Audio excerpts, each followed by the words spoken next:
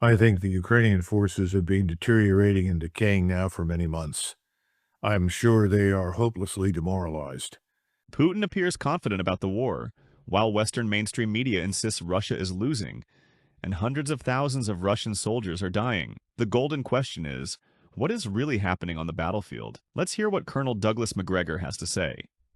Unofficial polling data, in other words, opinion polls that were collected on the ground in Ukraine, that is the part of Ukraine that's not in war and not actively being attacked, is all very negative on the war. Their view is it's time to throw in the towel on this. This is suicidal.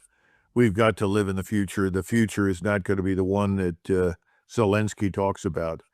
And the question is, where do we end up? Some people are saying we're going to end up in some sort of relationship with Russia, and that's probably a good thing because it will prevent future wars. I mean, that's the kind of thing you're getting from Ukrainians. On the other hand, there are other people who are saying, well, we have to accept neutrality. It's a very small number of people who are clinging to this notion that Ukraine must be part of the NATO and the EU. I was a little surprised that President Putin responded to somebody who asked him whether or not Ukraine could join the European Union, and he indicated, well, I guess that's a possibility. I find that quite incredible. But it was interesting that he would say that. Perhaps that's another reflection of his optimism with regard to what's happening on the battlefield. But the losses are terrific. Anyone who stands their ground and wants to oppose the Russians is sort of quietly encircled and then systematically annihilated, for the most part, with long-range strike, at which point in time, as soon as the strikes are lifted, in come Russian forces, leading with both very highly skilled infantry infiltrators, lots of drones, and hugely powerful firepower. In other words, directed, accurate, devastating firepower in the direct mode. This war is, for all intents and purposes, at an end, except people are still being shoved in front of the Russians. Now, the other question is, why don't they just rush forward? Well, look at the map. Where they are now, the population speaks Russian, is culturally Russian. Most of them consider themselves to be Russian. I don't think there's much enthusiasm in Moscow for ruling over large numbers of Ukrainians who are fiercely Ukrainian in every sense of the word. They'd rather not do that. They just want them to be neutral and not a springboard for attack against Russia via NATO. That's all. So can that be resolved? Well, the problem is that the one man that could have delivered some measure of success is Donald Trump. And he decided that since there was no Nobel Prize in this for him, that he would abdicate his responsibility for the whole thing to the Europeans. Fine. We'll give you what you want. You do what you want. And he's turning his attention to the Middle East and now, I guess, Venezuela. The president has suspended any further diplomatic relations with Venezuela, so that's a rather ominous action. It suggests that some form of action against Venezuela is imminent. There are people walking around Washington saying that they're interested in working with people in Washington to put together plans for the post-war Venezuelan society. That indicates to me that it's quite serious. Now, as I've said to people before, Venezuela is not a narco state. Our interests in Venezuela are largely resource-driven. We're interested in the largest reserves of oil in the world, gas. They also have emerald mines, which are very important for industrial purposes, as well as gold mines. I don't think the narcotics bit is very large. In fact, everybody tells me, who is an expert in the area, that the narcotics continue to come out of Colombia and then find their way north to us, and most of those go via the Pacific. The other thing is that if you're looking for a narco state, an organized crime state, it's Mexico. Mexico is, for all intents and purposes, by our standards in the West, a failed state. That's why it poses a great danger to us from Central America.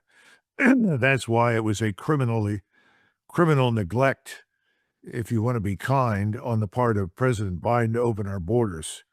They opened the floodgates, and we have millions of people inside the country. We don't know much about them. Many of them have committed terrible crimes. Now, of course, you have people out there saying, well, here's this lovely young woman, Laken Riley, who was brutally raped, murdered, whatever, by a Venezuelan criminal, and talked about the Venezuelan gangs. Well, the answer to saving Laken Riley's life was to keep the borders closed, to police them effectively, to control who comes into the United States, and to enforce the law inside our country. Bombing Venezuela, invading Venezuela is not going to be a solution to that problem.